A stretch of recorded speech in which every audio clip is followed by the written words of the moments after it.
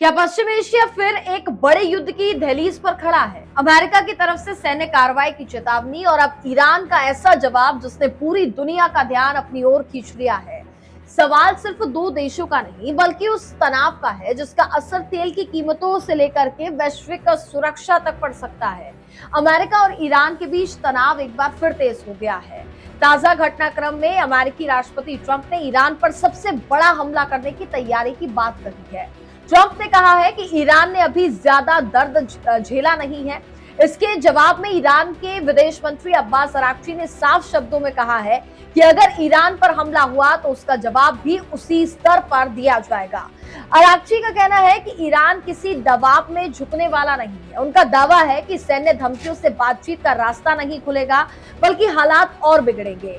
Iran ने यह भी दोहराया कि वे अपनी सुरक्षा से कोई समझौता नहीं करेगा। दोनों देशों के बीच विवाद का सबसे बड़ा कारण ईरान का परमाणु कार्यक्रम है। अमेरिका लंबे समय से चाहता है कि ईरान अपने परमाणु कार्यक्रम पर कड़ी शर्तें माने, जबकि ईरान का कहना है कि उसका परमाणु कार्यक्रम शांतिपूर्ण उद्देश्यों के लिए है और वे अपने अधिकारों से पीछे नहीं हटेगा। हाल ही के दिनों में बातचीत और कूटनीतिक प्रयासों की चर्चा भी होती रही, लेकिन साथ साथ बयानबाजी लगातार तेज होती गई। यही वजह है कि हर नया बयान वैश्विक चिंता बढ़ा रहा है। अब अगर ये टकराव आगे बढ़ता है तो इसका असर सिर्फ अमेरिका और ईरान तक सीमित नहीं रहेगा।